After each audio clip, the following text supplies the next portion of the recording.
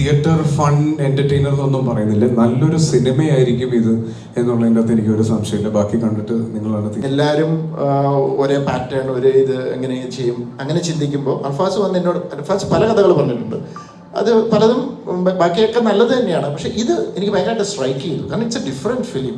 അത് ഏകദേശം 1 മണിക്കൂർ ഒറ്റ ശ്വാസത്തിൽ ഒരു സംശയവും ഇല്ലാതെ, അല്ലെങ്കിൽ സോറി ഞാനത് പറയാൻ വിട്ടുപോയി, അങ്ങനെ ഒന്നും ഇല്ലാതെ ഒരു സീൻ ഓർഡറിലാണ് അർഫാസ് എൻ്റെ അടുത്ത് കഥ പറയുന്നത്.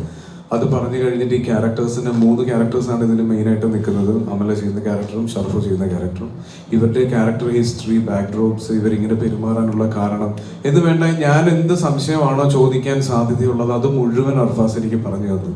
അപ്പോഴും ഞാൻ എക്സൈറ്റ്മെന്റ് ഒന്ന് മനസ്സിൽ വെച്ച് നേരെ ജിത്തുചേട്ടൻ്റെ അടുത്ത് പോയി പറഞ്ഞു, ചേട്ടാ എനിക്ക് ഭയങ്കര വർക്കായി, നമുക്കിത് പിടിക്കാം എന്ന് പറഞ്ഞ് പിന്നെ അങ്ങോട്ടുള്ള ഓരോ സ്റ്റെപ്സും എന്നെ എക്സൈറ്റ് ചെയ്യിപ്പിക്കുന്ന രീതിയിലായിരുന്നു അർഫാസിന്റെ എൻ്റെ അടുത്തുള്ള ഓരോ മീറ്റിങ്ങും.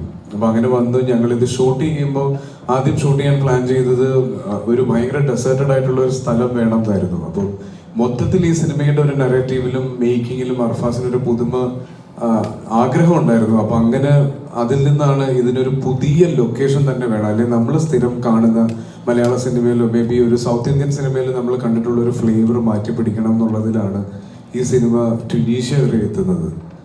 റാമിന്റെ ലൊക്കേഷനിലേക്ക് ഇവർ പോകുന്ന സമയത്ത് കണ്ടൊരു ലൊക്കേഷൻ അർഫാസിന്റെ മനസ്സിലുണ്ടായിരുന്നു. അങ്ങനെ അത് കമ്മ്യൂണിക്കേറ്റ് ചെയ്ത് നമ്മൾ അവിടെ ഷൂട്ടിങ്ങിനെത്തി. ഒരുപാട് ലിമിറ്റേഷൻസിൽ നിന്നാണ് ഈ സിനിമ ഷൂട്ട് ചെയ്യുന്നത്. കാര്യം ഇത് ഞങ്ങൾ ഷൂട്ട് ചെയ്ത ലൊക്കേഷൻ എന്ന് പറഞ്ഞാൽ നമുക്ക് മെയിൻ റോഡിൽ നിന്ന് ഏകദേശം 1 കിലോമീറ്ററോളം 1.5 കിലോമീറ്ററോളം ഞങ്ങൾ ഉണ്ടാക്കിയ റോട്ടിൽ കൂടെ വേണം അതിന്റെ ലൊക്കേഷനിൽ എത്താൻ. അപ്പം ഇതുപോലെ ലൈറ്റ്സും എക്യുപ്മെന്റ്സും ഒക്കെ എത്തിക്കാനുള്ളൊരു ബുദ്ധിമുട്ടുണ്ടായിരുന്നു. പക്ഷെ അതിനെല്ലാം ഓവർകം ചെയ്യാൻ ഒരു പെർഫെക്റ്റ് ടീം ഈ സിനിമയ്ക്ക് ഉണ്ടായിരുന്നു. അതിൽ DOP അപ്പു പ്രഭാകറാണ് ചെയ്തിരിക്കുന്നത്. മലയാള സിനിമയിൽ ഇനി അറിയപ്പെടാൻ പോകുന്ന, അല്ലെങ്കിൽ മലയാള സിനിമയിൽ ഏറ്റവും തിരക്കുള്ള സിനിമറ്റോഗ്രാഫേഴ്സിൽ ഒരാളാവാൻ പോകുന്ന ആളായിരിക്കും അപ്പു. അതുപോലെ JD ഇതിന്റെ സൗണ്ട് ചെയ്തിരിക്കുന്നവർ, ഇതിന്റെ ടെക്നിക്കൽ സൈഡ് മുതൽ ഇതിലെല്ലാവരും ഈ സിനിമയെ ഇഷ്ടപ്പെട്ട് ഇതൊരു നല്ല സിനിമയാക്കണം എന്ന ആഗ്രഹത്തോടെ വർക്ക് ചെയ്ത ആളുകളാണ്. ഒരു ചെറിയ ക്രൂ വെച്ചിട്ടാണ് ഈ സിനിമ ഷൂട്ട് കംപ്ലീറ്റ് ചെയ്തത്. അത് ജിത്തുചേട്ടനെ പോലെ ഒരു ആളുടെ ഗൈഡൻസിൽ ഈ സിനിമ റിലീസാവുന്നു. അപ്പോൾ എനിക്ക് ഒരുപാട് പ്രതീക്ഷയുള്ളൊരു സിനിമ കൂടിയാണിത്. അപ്പോൾ ഇതിന്റെ ട്രെയിലറും ഒക്കെ കണ്ടു കഴിയുമ്പോൾ ആളുകൾക്ക്, നിങ്ങൾക്ക് എല്ലാവർക്കും ഇതിന്റെ ഒരു മൂഡ് മനസ്സിലായിട്ടുണ്ടാവും എന്ന് ഞാൻ വിചാരിക്കുന്നു. ഇതൊരു തിയേറ്റർ ഫൺ എന്റർടൈനർ എന്നൊന്നും പറയുന്നില്ല, നല്ലൊരു സിനിമയായിരിക്കും ഇത് എന്നുള്ളതിൻ്റെ അകത്ത് എനിക്കൊരു സംശയമില്ല. ബാക്കി കണ്ടിട്ട് നിങ്ങളാണ് തീരുമാനിക്കേണ്ടത്. ഒബ്വിയസ്ലി ഒരുപാട് നേരം ഈ ഒരു ഡിസേർട്ട് കണ്ടുകൊണ്ടിരിക്കുമ്പോൾ വ്യൂവേഴ്സിന് ഒപ്റ്റിക്കലി ഒരു ഡിസ്റ്റർബൻസ് ഉണ്ടാവും. ഇപ്പം ഗോൾഡ് ലൈഫിൽ നോക്കിക്കഴിഞ്ഞാൽ പിന്നെ നാട്ടിലെ വെള്ളം അല്ലെങ്കിൽ പുഴയൊക്കെ കാണിച്ച് അത് ബാലൻസ് ചെയ്യുന്നുണ്ട്. അപ്പം ഈ ഒരു സിനിമയിൽ എന്തായിരിക്കും, ഓൾറെഡി ഇപ്പം ഗോൾഡ് ലൈഫിൽ അങ്ങനെ കാണിച്ചത് കൊണ്ട് അത് തന്നെ വീണ്ടും കാണിക്കാൻ ഒക്കത്തില്ല. അപ്പം ഈ ഒരു സിനിമയിൽ എന്തായിരിക്കും ഞാൻ ഒരുപാട് പ്രതീക്ഷിച്ചു. അപ്പം അതിന് ഏറ്റവും ആപ്റ്റായിട്ടുള്ള ഒരു രീതിയിലാണ് ഇപ്പം ഇടുക്കി ആണെന്ന് തോന്നുന്നു, അല്ലെങ്കിൽ ഈ തേയിലത്തോട്ടം കാണിച്ചിരിക്കുന്നത്. അത് ബ്രില്യൻ്റ് ആയിട്ടുള്ള ഒരു ഡിസിഷനാണ്. അപ്പം അതിലേക്ക് വന്നെത്തിയത് എന്താണ്, അല്ലെങ്കിൽ എന്ത് തോട്ടാണ് ആ ഒരു ഇതിലേക്ക് വന്നത്? Thank you. ഒന്ന് ഗോഡ് ലൈഫ് വേറെ ജോണിലുള്ള സിനിമയാണ്, ഒരു സർവൈവൽ ഡ്രാമയാണ്. ഇതൊരു സർവൈവൽ ഡ്രാമ അല്ല, ഇത് വളരെ എൻഗേജിങ് ആയിട്ടുള്ളൊരു ത്രില്ലർ ആണ്. അതിൻ്റെ പ്രിമൈസ് എന്ന് പറയുന്നത് ഒരു ഡെസേർട്ടാണ്, സഹാറ ഡെസേർട്ടിലാണ് നമ്മൾ ഷൂട്ട് ചെയ്തത്. But it's an imaginary world. അതുകൊണ്ട് ആസിഫ് പറഞ്ഞ പോലെ ഇമാജിനറി ആയതുകൊണ്ട് തന്നെ ഇത് നമ്മൾ നേരത്തെ കണ്ടിട്ടുള്ളതല്ലാതെ ഒരു ലൊക്കേഷൻ വേണം എന്നുള്ളൊരു ചിന്തയിൽ നിന്നാണ് ട്യുണീഷ്യ എന്ന് പറയുന്ന ലൊക്കേഷൻ വരുന്നത്. Major part of the film happens in Tunisia. പക്ഷേ അത് എനിക്ക് തോന്നുന്നത് അത് അങ്ങനെ ഈ മൊണോട്ടണസ് ഫീൽ ചെയ്യാതെ ആ വിഷ്വൽ ഭയങ്കരമായിട്ട് എൻഗേജ് ചെയ്യത്തക്ക രീതിയിലുള്ള വിഷ്വൽസ് ആണ്. അപ്പു പ്രഭാകർ ആസി പറഞ്ഞ പോലെ he's done a great job. മാത്രമല്ല ഒത്തിരി നല്ല ടെക്നീഷ്യൻസ് സിനിമയിലുണ്ടായിരുന്നു. വിശാൽ ചന്ദ്രശേഖറാണ് മ്യൂസിക്, സൗണ്ട് ഡിസൈൻ ചെയ്തിരിക്കുന്നത് JD ആണ്, റോണെക്സ് ആണ് മേക്കപ്പ് ചെയ്തിരിക്കുന്നത്, ദീപു ജോസഫാണ് എഡിറ്റർ, ലിൻഡ ജീതു ആണ് കോസ്റ്റ്യൂം ഡിസൈനർ, പ്രേം നവാസ് ആണ് art direction. So every department was handled by experts, the best we could find. അപ്പോൾ ആ ക്വാളിറ്റി ഐ ഫീൽ അത് സിനിമയിലും ഉണ്ടാവും എന്ന് പ്രതീക്ഷിക്കുന്നു.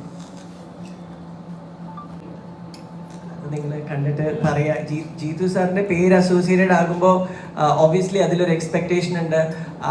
അതുകൊണ്ട് തന്നെ it will help to attract the audience. At the same time അതൊരു റെസ്പോൺസിബിലിറ്റി കൂടെയാണ്. സാറിന്റെ പേര് മോശമാക്കാണ്ട് നമ്മൾ സിനിമ ചെയ്യണമല്ലോ.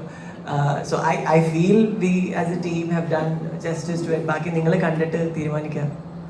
ഞാനൊരു മിനിറ്റ് പറഞ്ഞിട്ട് ബേസിക്കലി ഒന്ന് രണ്ട് കാര്യങ്ങൾ നമ്മളിപ്പോൾ ഇവിടെ പറയുന്നത് വിഷ്വല്, ഒരു ലൊക്കേഷൻ, സിനിമയ്ക്ക് അങ്ങനെ പ്രത്യേകിച്ച് റൂൾസും ഒന്നുമില്ല. നമ്മൾ എൻഗേജിങ് ആയിരിക്കുക എന്നുള്ളത്. രണ്ടുപേരെ ഉള്ളതിൽ ആ രണ്ടുപേര് അത് വെൽ സ്ക്രിപ്റ്റഡ് ആണ്, വെൽ പെർഫോംഡ് ആണെങ്കിൽ ആ സിനിമ നിൽക്കും, എൻ്റർടൈൻ ചെയ്യുക എന്നുള്ളതാണ്.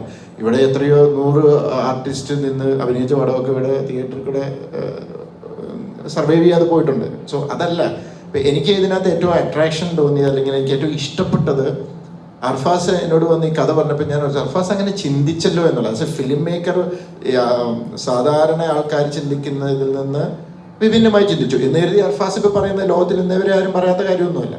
കാരണം ഞാൻ പണ്ട് ഞാൻ സിനിമയിലേക്ക് വരാൻ ആഗ്രഹിച്ചിരുന്ന സമയത്ത് ഷേർ കപൂർ, ഞാനൊരു ഒത്തിരി ഇൻ്റർവ്യൂ പറഞ്ഞിട്ടുണ്ട്, മഹേഷ് ഭട്ട് ഷേർ കപൂർ ഇൻ്റർവ്യൂവിൽ മഹേഷ് ഭട്ട് ഷേർ കപൂറിനോട് ചോദിക്കുന്നുണ്ട് ബഡ്ഡിങ് ഡയറക്ടേഴ്സിന് എന്തെങ്കിലും മെസ്സേജ് കൊടുക്കാനുണ്ടോ എന്ന് ചോദിച്ചു. അദ്ദേഹം പറഞ്ഞു, if you want to be a good director go against the rules of the industry എന്നാണ്.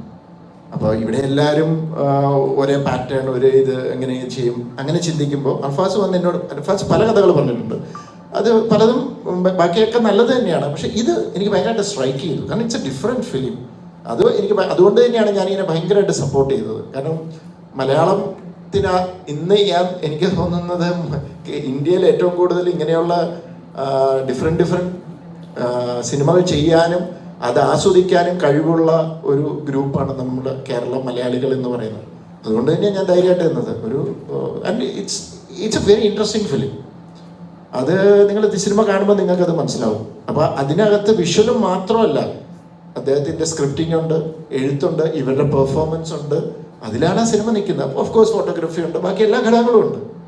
അപ്പം അത് നിങ്ങൾക്ക് സിനിമ കാണുമ്പോൾ മനസ്സിലാവും.